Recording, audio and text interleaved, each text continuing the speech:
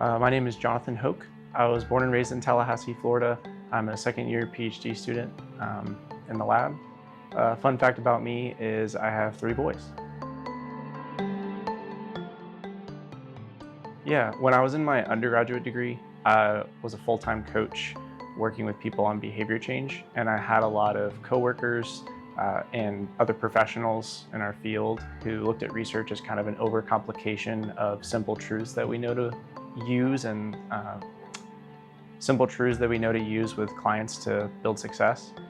And for me, as I started realizing the complexity of human behavior and complexity of humans overall with physiology, I started to respect the idea of understanding the complex, because what we gain with the simple, we sort of lose in correctness.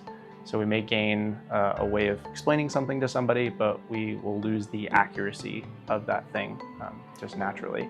And so if we don't have the sort of correctness there, we'll be able to fall for a lot of things that just aren't correct, just based on simple truths, just based on simple things, whether it's oxygen exchange or lung volume or something that we just don't realize to be true. And therefore will cause us to make an incorrect decision and impact real lives where real people struggle, and real people struggle to either make change or make decisions based on their health, just with simple lifestyle factors that could really affect their health long term.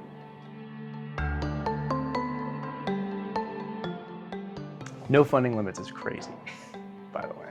You can go really expensive.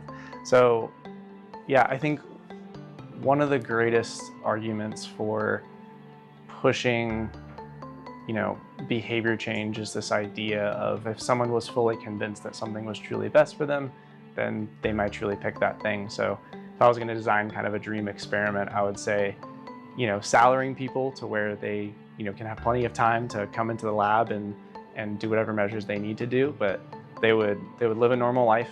They would go through, their work scenarios and everything else, but they would be measured throughout life to try to see not only the vascular changes that can influence health, but also what things are influencing those vascular changes either on a weekly, monthly, or annual basis, measuring, of course, their lifestyle habits, exactly what they're eating on a daily basis, and then just splitting those into numerous groups where we have the most common people or common types of people living in our current setting and in modern settings, where you have sort of the modern diet, you have people pushing into different types of diets, and just seeing how all of those influences are happening all at the same time.